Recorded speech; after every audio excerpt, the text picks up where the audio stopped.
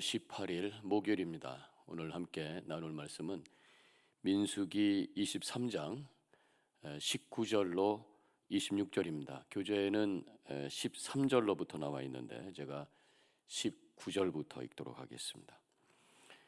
하나님은 사람이 아니시니 거짓말을 하지 않으시고 인생이 아니시니 후회가 없으시도다.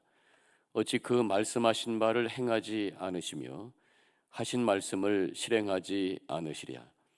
내가 축복할 것을 받았으니 그가 주신 복을 내가 돌이키지 않으리라. 야곱의 허물을 보지 아니하시며 이스라엘의 반역을 보지 아니하시는도다. 여호와 그들의 하나님이 그들과 함께 계시니 왕을 부르는 소리가 그 중에 있도다. 하나님이 그들을 애굽에서 인도하여 내셨으니 그의 힘이 들소와 같도다. 야곱을 해할 점술이 없고 이스라엘을 해할 복술이 없도다. 이때에 야곱과 이스라엘에 대하여 논할진대 하나님께서 행하신 일이 어찌 그리 크냐 하리로다. 이 백성이 암사자같이 일어나고 숫사자같이 일어나서 움킨 것을 먹으며 죽인 피를 마시기 전에는 눕지 아니하리로다 하매 발락이 발람에게 이르되 그들을 저주하지도 말고 축복하지도 말라. 발람이 발락에게 대답하여 이르되 내가 당신에게 말하여 이르기를 여호와께서 말씀하신 것은 내가 그대로 하지 않을 수 없다고 하지 아니하더이까. 기도하겠습니다. 오늘 주신 말씀 감사합니다. 이 말씀 속에서 우리에게 들려주시는 주님의 음성 듣고 그 말씀 앞에 엎드리는 귀한 이 시간이 되게 하여 주시옵소서. 우리의 마음의 문을 엽니다. 주님을 바라봅니다. 함께하여 주시옵소서. 예수님의 이름으로 기도합니다. 아멘.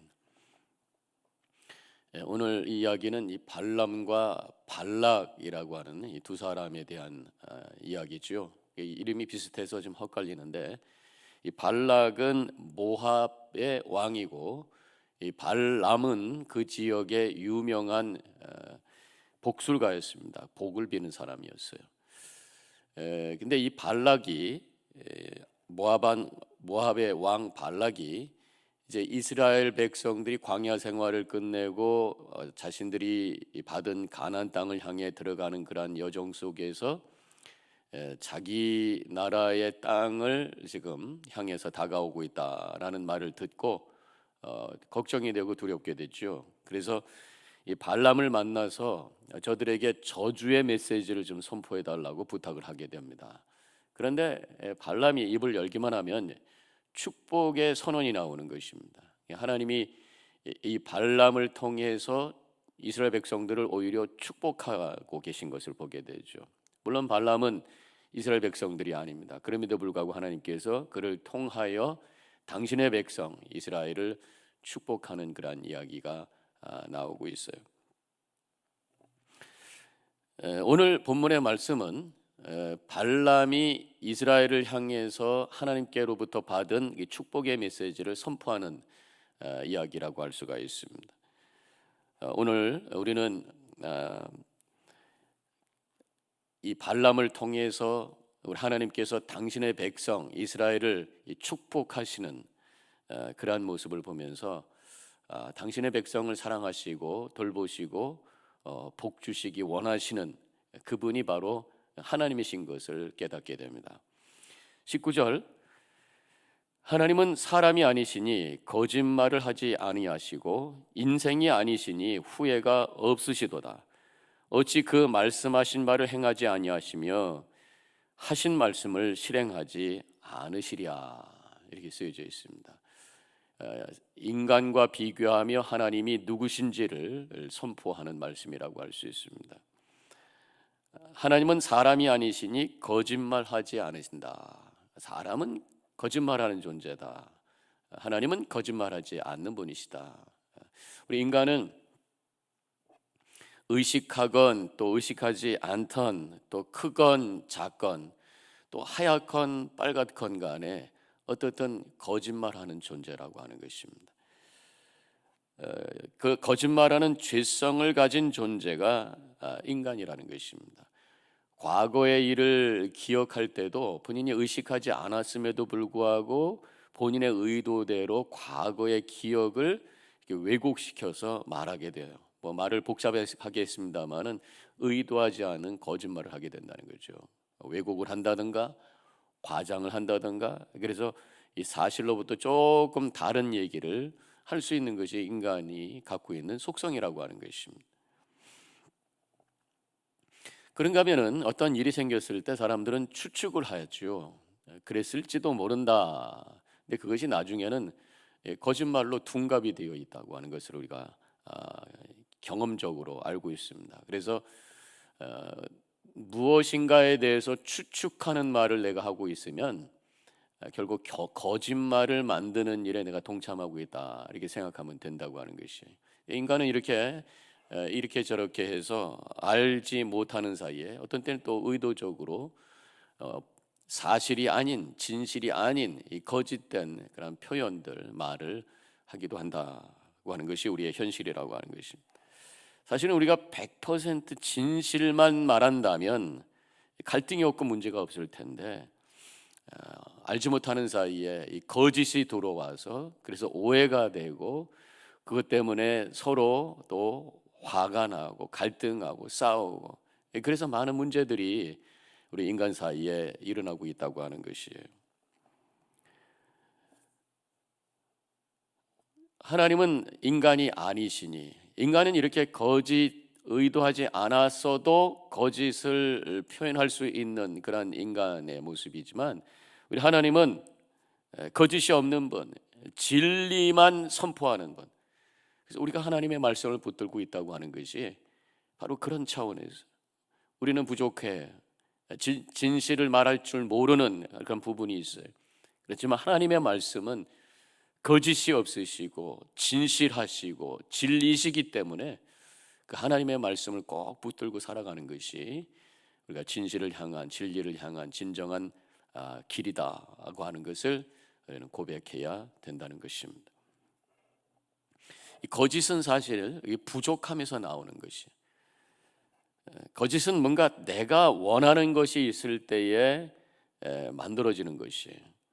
그런데 우리 하나님은 스스로 충분하신 분이기 때문에, 부족함이 하나도 없기 때문에 굳이 거짓을 표현할 필요가 없는 분이라는 것이죠.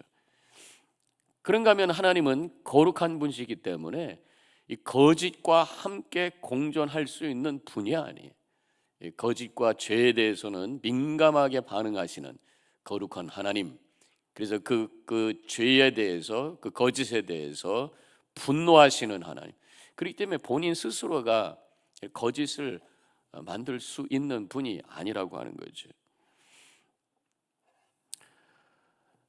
그래서 우리는 하나님을 바라보면서 살아갈 때에 진실하게 살아갈 수 있다고 하는 것입니다.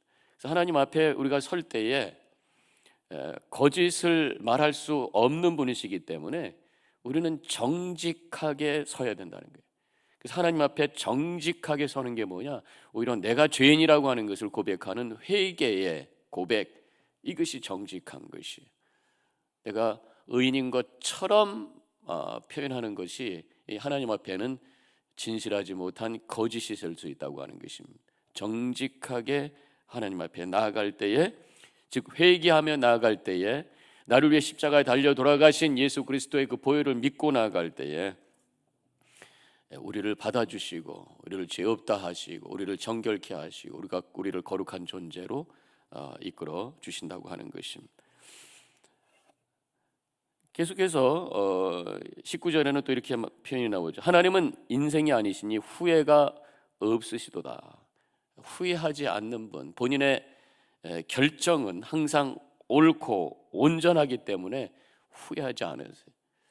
근데 우리 하나님은 당신의 뜻을 이게 변경할 때는 있어요. 근데 그것이 후회가 돼서 변경하는 것이 아니라 인간을 사랑하기 때문에 변경하는 경우에, 어떤 인간이 죄를 지었을 때 하나님께서 징벌의 계획을 갖고 심판하려고 하십니다.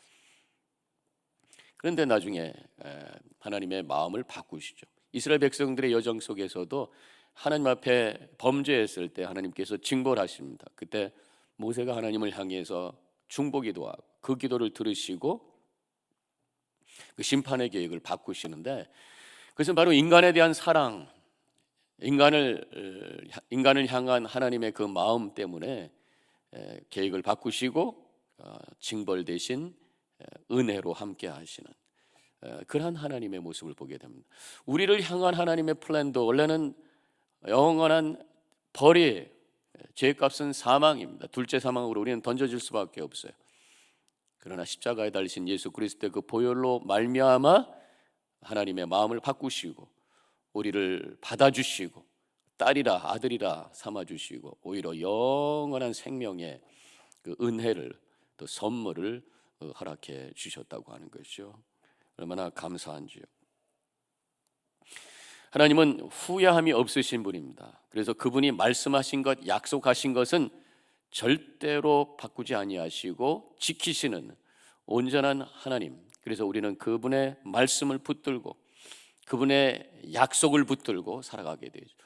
우리 구원도 마찬가지입니다. 하나님이 주신 말씀을 믿고 그 말씀이 진리고 변함이 없다고 하는 것, 후회함이 없으신 하나님의 약속의 말씀임을 믿고 붙들고 확신 가운데 살아가는 것이 바로 구원의 확신이에요. 구원에 대한 근거는 하나님의 말씀입니다. 요한복음 5장 24절에서 내 말을 듣고 또 나 보내신 이를 믿는 자는 심판에 이르지 아니하나니 사망에서 생명으로 옮겼느니라. 믿는 자는 생명을 받았느니라. 이미 나는 하나님의 생명을 받은 자다. 이 말씀을 근거로 해서 확신을 갖고 사는 것이죠. 로마서 10장 10절 마음으로 믿어 의에 이르고 입으로 시인하여 구원에 이르느니라. 마음으로 분명히 믿었어요. 그리고 내가 사람들 앞에서 세례받을 때 예수 믿는다고 고백했어요. 아멘하고 말했어요. 그러면 나는 구원받은 자다라고 하는 확신을 이 구절을 통해서 갖고 있어야 되는 거예요. 요한복음 1장 12절 영접하는 자 곧 그 이름을 믿는 자들에게는 하나님의 자녀가 되는 권세를 주셨으니, 내가 예수님을 구주로 영접했어요. 예수의 이름을 붙들고 살고 있어요. 그러면 나는 이제는 하나님의 아들입니다. 하는 확신 속에서 새로운 영적인 정체성을 가지고 흔들림이 없이 살아가는, 이것이 바로 구원의 확신인 줄로 믿습니다. 그러므로 우리는 이 구원의 약속의 말씀을 붙들고 그것을 잊지 아니하고 기억하고 그 말씀을 늘 묵상하고, 그래서 흔들림이 없는 확신 속에서 영혼을 향해서 걸어가는 삶, 이것이 믿음의 여정인 것이죠. 다시 본문으로 들어가서 21절에 야곱의 허물을 보지 아니하며 이스라엘의 반역을 보지 아니하시는도다. 여호와 그들의 하나님이 그들과 함께 계시니 왕을 부르는 소리가 그 중에 있도다. 이스라엘 백성들의 광야의 여정은 불평과 불만의 여정이었어요. 그런데도 하나님께서는 허물을 보지 아니하시고 반역을 보지 아니하신다. 이미 그들이 허물이 있어요. 모세에게 반역하고 하나님께 반역을 했었어요. 그럼에도 불구하고 하나님은 그걸 보지 아니하시고 그들을 불쌍히 여기시고 그들을 축복하시고 그들을 은혜로 인도하신다. 그렇게 말씀하고 계십니다. 얼마나 사랑이 많으신 하나님이신가라는 것을 깨닫게 되죠. 우리가 하나님 앞에서 많은 죄와 잘못을 저지르고 살고 있어요. 그렇지만 예수를 그리스도로 고백한 자들에게는 하나님께서 그 죄와 잘못을 보지 아니하시고 정죄하시고 심판으로 다가오시는 분이 아니라 우리의 작은 몸짓 하나로 주님을 향해 기도하고 찬양하고 예배하는 모습, 그것을 기뻐하시며 우리의 그 연약한 믿음이지만 그 믿음 하나로 우리를 구원해 주시고 은혜로 이끄시는 좋으신 하나님, 그분이 바로 우리가 믿는 우리의 나의 하나님이신 줄로 믿습니다. 자, 이렇게 발람이 축복을 하니까 발락이 이제 25절에 가서는 이렇게 말합니다. 발락이 발람에게 이르되 그들을 저주하지도 말고 축복하지도 말라. 저주를 부탁했는데 축복만 하니까 아예 축복까지도 하지 말고 저주도 하지 않아도 좋으니까 축복도 하지 마라. 그렇게 부탁을 하죠. 이때 발람이 명대답을 합니다. 26절에서 발람이 발락에게 대답하여 이르되 내가 당신에게 말하여 이르기를 여호와께서 말씀하신 것은 내가 그대로 하지 않을 수 없다고 하지 아니하더이까. 하나님이 주신 말씀에 대해서 내가 그대로 선포하게 돼 있어요. 하나님이 주신 축복의 말씀이 있기 때문에 나는 그저 축복할 뿐입니다. 그런 말씀인 것이죠. 우리에게 주어진 직분이 있습니다. 우리가 예수 믿고 구원받았으면 와지는 직분이 있어요. 우리가 복음을 받았으면 복음을 선포해야 되는 직분이 있습니다. 복음 증거의 사명이 우리에게 있어요. 선교의 사명이 우리에게 있습니다. 마가복음 16장 15절 또 이르시되 너희는 온 천하에 다니며 만민에게 복음을 전파하라 말씀하셨습니다. 또한 마태복음 28장 19절과 20절에는 그러므로 너희는 가서 모든 족속으로 제자를 삼아 아버지와 아들과 성령의 이름으로 세례를 베풀고 너희가 너에게 분부한 모든 것을 가르쳐 지키게 하라 명령하셨습니다. 그 복음을 전하는 일이야말로 다른 사람을 축복하는 가장 최선의 길인 것을 우리가 기억하면서 내가 복음을 받고 하나님의 복받은 자로서 다른 사람을 향해 축복하는, 복음을 전하는 선교의 사명을 감당하는 우리 모든 성도님들이 되어주시기를 주님의 이름으로 간절히 축원합니다. 기도하겠습니다. 감사합니다. 하나님, 우리들에게 복음을 주셔서 하나님의 자녀로 복받은 자로 살게 하신 하나님, 이제 받은 대로 선포할 수 있는 삶을 저희들 살기를 원합니다. 복음을 증거하고 하나님의 사랑을 나누며 하나님의 뜻을 이루며 많은 사람들에게 하나님의 복을 흘려보낼 수 있는 은혜의 통로로 쓰임받게 하여 주시옵소서. 감사하며 예수님의 이름으로 기도합니다. 아멘.